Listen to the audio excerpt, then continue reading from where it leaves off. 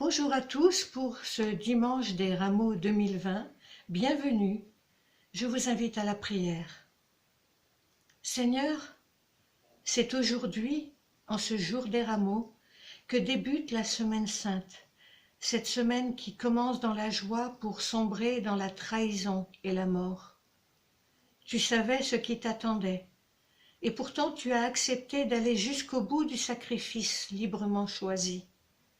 Tu n'as pas voulu ternir la joie de ceux qui t'accompagnaient, ni leur fierté d'être tes disciples en ce jour glorieux.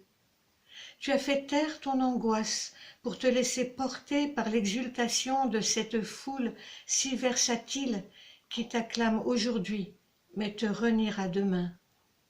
Seigneur, nous ne voulons pas rester de simples spectateurs de ce qui se passe, mais te louer, nous aussi, te louer, toi, le roi qui vient au nom du Seigneur. Avec tes disciples et avec la foule, nous voulons crier notre joie de te voir glorifié et acclamé. Mais, Seigneur, nous voulons aussi te suivre pas à pas, dans tout ton parcours, jusqu'au bout, t'accompagner dans cette montée vers Jérusalem qui signe ton arrêt de mort, mais nous apporte le salut. Notre gratitude infinie, monte vers toi, qui as su aller au-delà de ta propre souffrance pour nous donner la vie éternelle. Amen.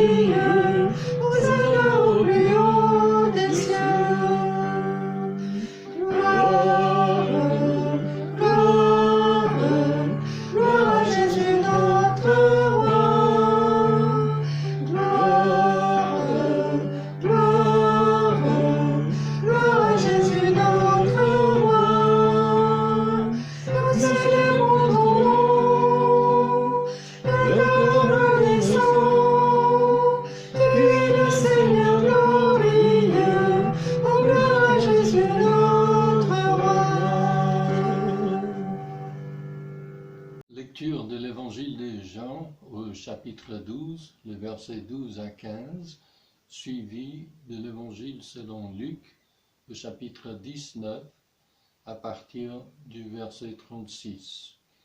L'entrée triomphale de Jésus à Jérusalem. Voici une foule nombreuse de personnes venues à la fête. Ils apprirent que Jésus se rendait à Jérusalem. Elles prirent des branches de palmiers et allèrent à sa rencontre en criant « Hosanna, béni soit celui qui vient au nom du Seigneur, le roi d'Israël. » Jésus trouva un ânon et s'assit dessus, conformément à ce qui est écrit. « N'aie pas peur, fille de Sion. Voici ton roi qui vient, assis sur le petit d'une ânesse. » À mesure que Jésus avançait, les gens étendaient leurs vêtements sur les chemins. Déjà, il approchait de Jérusalem vers la descente du mont des Oliviers. Alors, toute la foule des disciples, remplie de joie, s'est mise à adresser à haute voix des louanges à Dieu pour tous les miracles qu'ils avaient vus. Ils disaient « Hosanna, béni soit le roi qui vient au nom du Seigneur, paix dans les ciels et gloire dans les lieux très hauts. » Du milieu de la foule, quelques pharisiens dirent à Jésus « Maître, reprends tes disciples. » Il répondit « Je vous l'ai dit, si eux se taisent, les Pierre crieront. Quand il approcha de la ville et qu'il la vit, Jésus pleura sur elle et dit, « Si seulement tu avais toi aussi reconnu aujourd'hui ce qui peut te donner la paix. Mais maintenant, cela est caché à tes yeux. Des jours viendront pour toi où tes ennemis t'entoureront d'ouvrages fortifiés, t'encercleront et te serreront de tous côtés.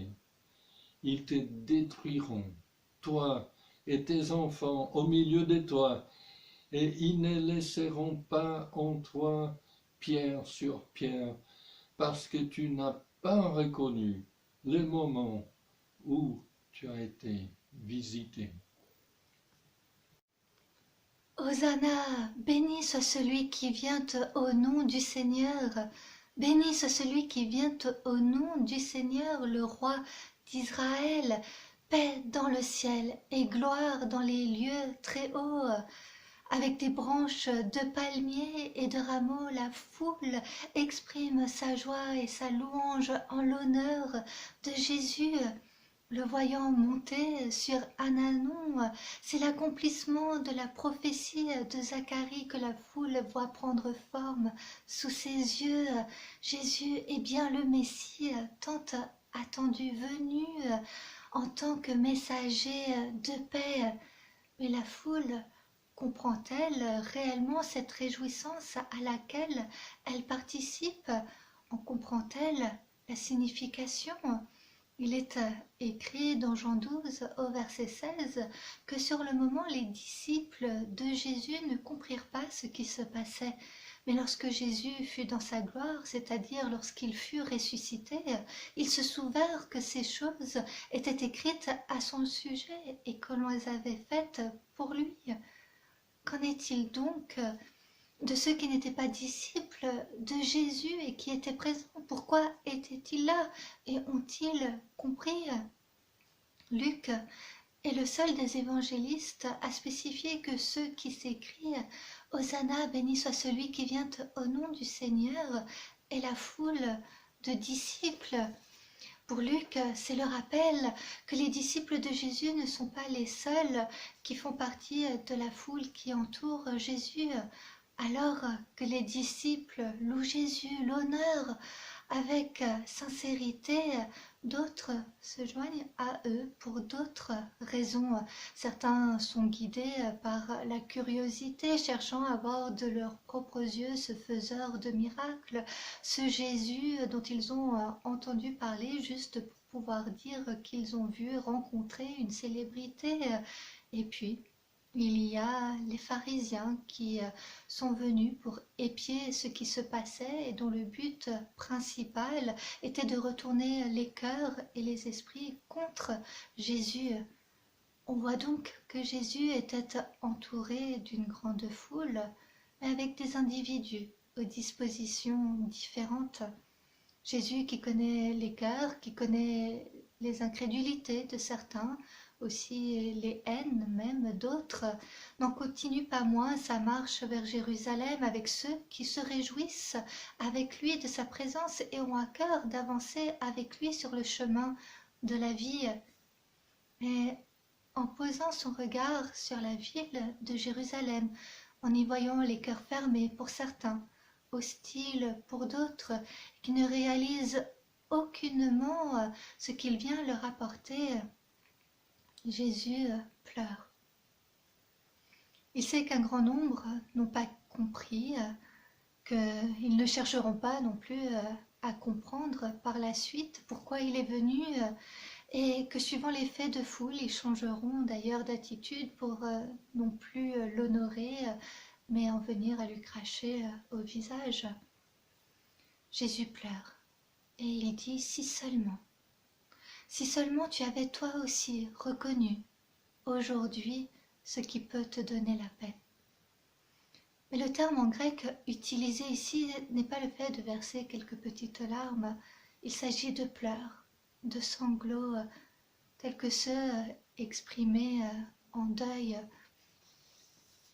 Jésus fait le contraste entre l'attitude inchangée de Jérusalem et l'attitude des disciples et croyants galiléens et étrangers qui, eux, ont cru en lui et l'ont reconnu comme le Messie. C'est Jean qui écrit au chapitre 12, verset 37, « Malgré tous les signes miraculeux que Jésus avait faits devant eux, ils ne croyaient pas en lui. » Et si Jésus venait aujourd'hui, le reconnaîtrait-on? Est-ce qu'on l'accueillerait? Jésus de poursuivre, mais maintenant, cela est caché à tes yeux. Jésus revient de ce qui aurait pu être à la triste réalité. Au lieu des jours de délivrance et de gloire, Jésus en prévoit d'autres qui remplissent son âme de tristesse, car c'est la ruine de Jérusalem qu'il annonce. Et ce jour de fête, Jésus a accepté en ce jour-là d'être acclamé comme le Messie, comme celui qui vient au nom du Seigneur. Et l'ombre de la mort plane déjà sur cet étrange cortège qui bientôt ne criera plus Hosanna, Hosanna au plus haut des cieux, mais plutôt crucifiez-le, crucifiez-le. Quelques jours plus tard, ce sera la nuit du jeudi saint, Gethsémanée et son angoisse. Et l'après-midi du jour suivant, l'agonie et l'abandon de la mort sur la croix. Mais au travers de ces pleurs, Jésus nous exhorte à ne pas réagir comme Jérusalem, qui n'a pas reconnu ce qui peut lui apporter la paix. Comme lorsque Jésus demande à l'aveugle avant d'entrer à Jérusalem, « Que veux-tu que je fasse pour toi ?» Que nous puissions nous aussi lui dire comme lui, « Ouvre mes yeux, Seigneur Jésus, ouvre mon cœur et mon âme.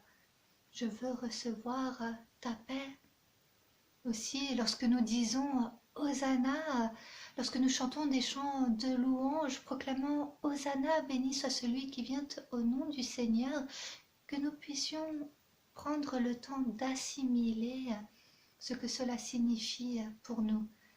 Je vous encourage à prendre un temps seul ou en famille pour réfléchir à ce que cela signifie de dire Hosanna, de dire Hosanna, Jésus sauve, sauve-nous. Pourquoi avons-nous besoin d'être sauvés? Quelle libération Jésus apporte-t-il? En ces temps particuliers, suivant ce que vous pouvez traverser, peut-être que c'est l'occasion de prendre un temps de prière, un temps pour vous reconnecter à Jésus. Peut-être qu'il y a des choses lourdes que vous portez, des fardeaux qui vous empêchent d'avancer librement et avec légèreté de cœur. Présentez-les à Jésus et dites « Hosanna, sauve Seigneur Jésus, sauve-moi, sauve-nous ». Peut-être qu'en ce moment, vous avez tout simplement besoin de dire « Seigneur Jésus, je veux recevoir ta paix. Je ne veux pas, comme Jérusalem, passer à côté du cadeau si précieux de la paix que tu offres et que Christ puisse insuffler en vous sa paix. Que Christ puisse insuffler en vous la vie. Car lorsqu'il chantait « Hosanna, béni soit celui qui vient au nom du Seigneur », c'est chanter la vie éternelle qui se trouve en Jésus-Christ, la victoire de l'amour sur la mort. En effet, le soir du vendredi saint sera suivi du matin du dimanche de Pâques, de la résurrection de Jésus-Christ. Que durant cette semaine sainte, nous puissions chanter les uns et les autres l'espérance en Jésus-Christ, telle une prière. Hosanna, béni soit celui qui vient au nom du Seigneur. Hosanna, sauve-nous Seigneur Jésus. Alléluia. Amen. Hosanna, Hosanna, Hosanna au plus haut des cieux. Hosanna, Hosanna, Hosanna au plus haut des cieux.